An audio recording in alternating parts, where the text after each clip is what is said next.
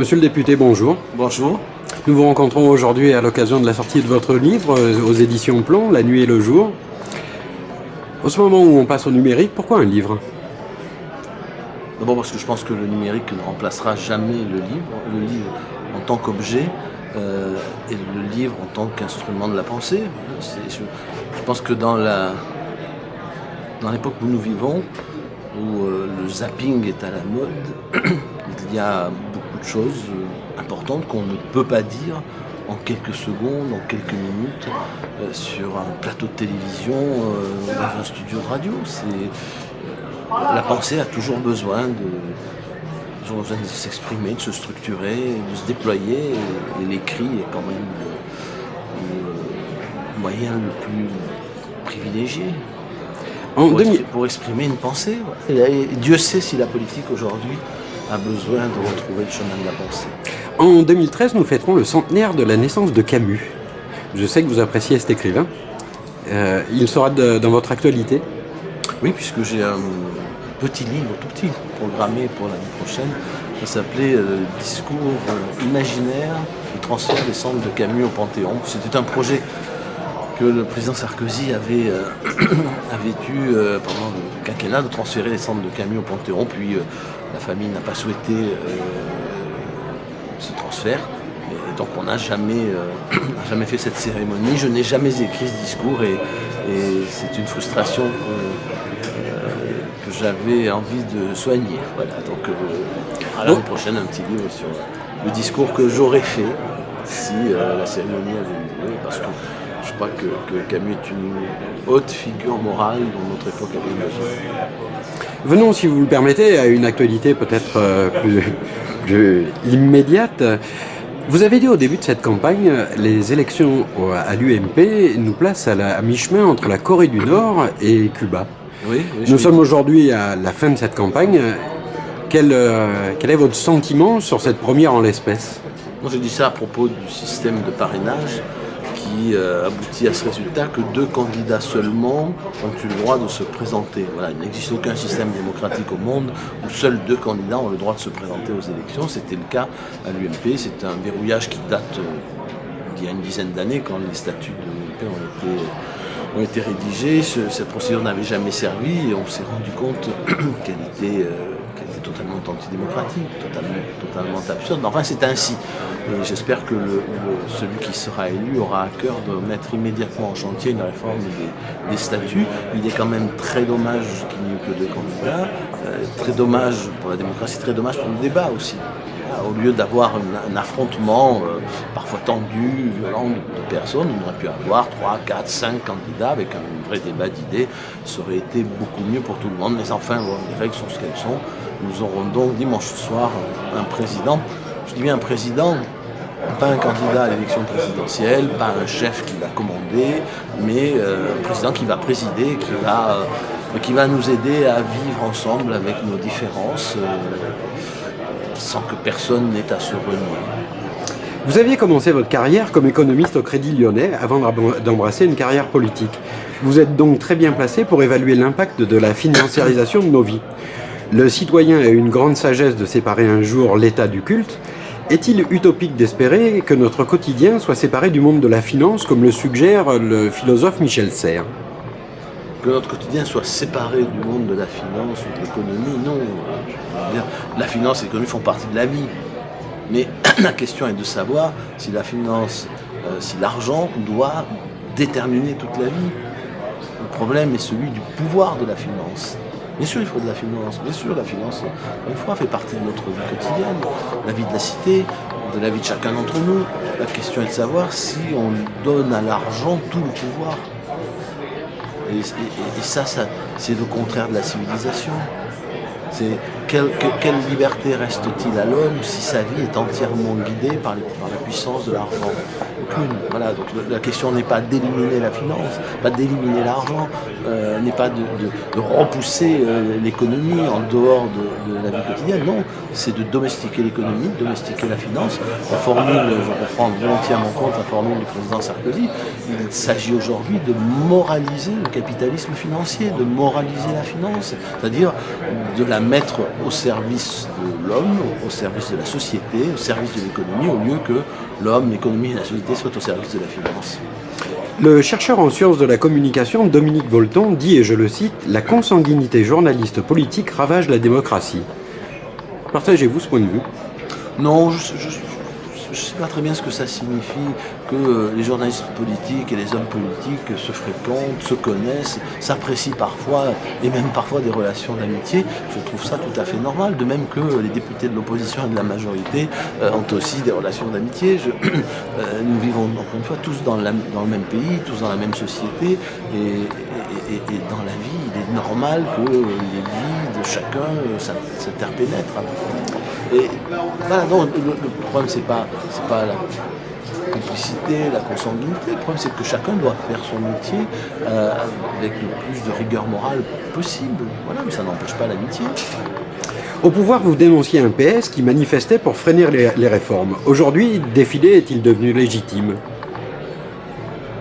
Moi, je n'ai jamais considéré qu'il appartenait aux hommes responsables politiques d'appeler les gens à manifester dans la rue, surtout après avoir pendant si longtemps dénoncé le pouvoir de la rue. Ça ne peut être le cas que dans des circonstances absolument exceptionnelles où la liberté est en danger, où l'indépendance du pays est menacée.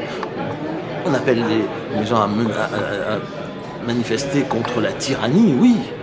Mais tout citoyen doit appeler le responsable politique aussi à manifester contre la tyrannie.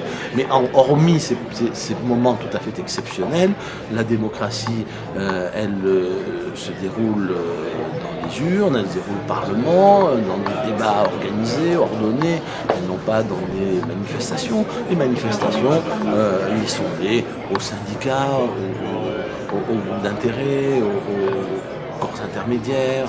Voilà, chacun peut défiler et protester pour défendre ses intérêts. L'homme politique est là pour entendre ce que dit la rue et en tirer des conséquences. Ma façon de faire de la politique, c'est pas d'appeler les gens à descendre dans la rue, encore une fois, hormis des moments absolument exceptionnels où l'essentiel est en jeu et où l'on sort du jeu normal de la démocratie.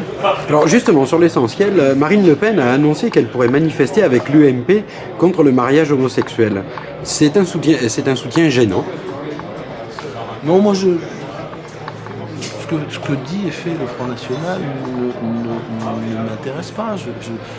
Si le Front National dit qu'il fait beau quand il fait beau, ben il fait beau.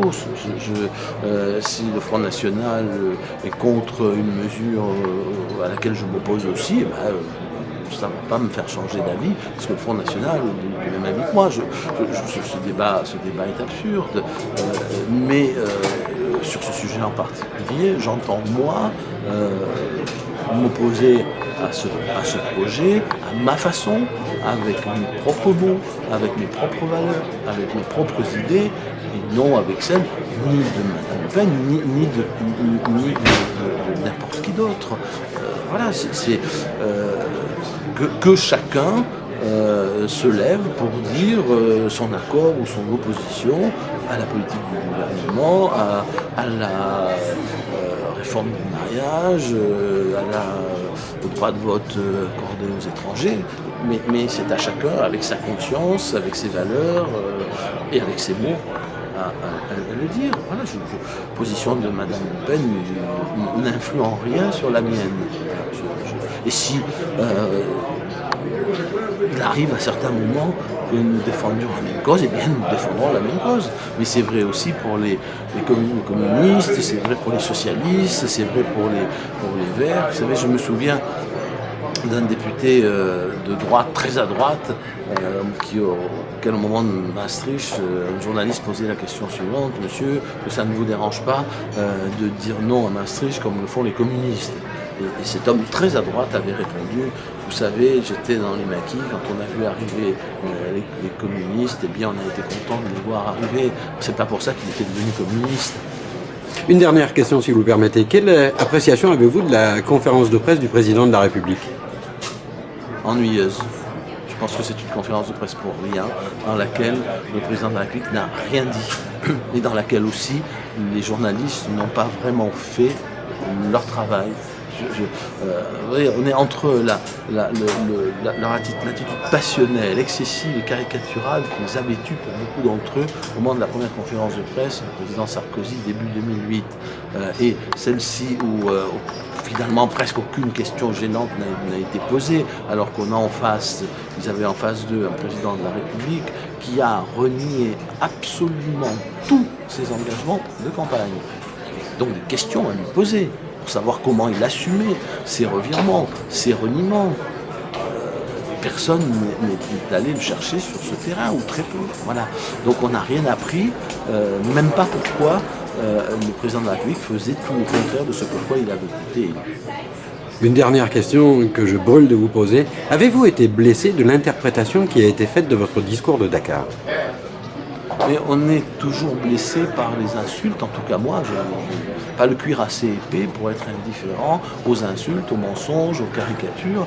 Vous savez, quand mon fils, qui à l'époque avait 9 ans, est rentré de l'école en me disant « Papa, on dit à l'école que tu es... qu'à la télé on a expliqué que tu étais raciste. Oui, ça vous blesse. » Mais je ne regrette rien, pas une virgule, pas un mot de ce discours, qui n'avait évidemment rien de raciste, qui a été caricaturé à dessein par des gens qui ont fait de la victimisation de l'Afrique, leur fonds de commerce, qui n'ont aucune morale, aucune honnêteté intellectuelle. Et je ne vois pas en quoi, d'ailleurs, le discours que le président de la République actuel, M. Hollande, a prononcé à Dakar, était tellement plus digne que celui que le président de la République française, Nicolas Sarkozy, avait prononcé à l'époque.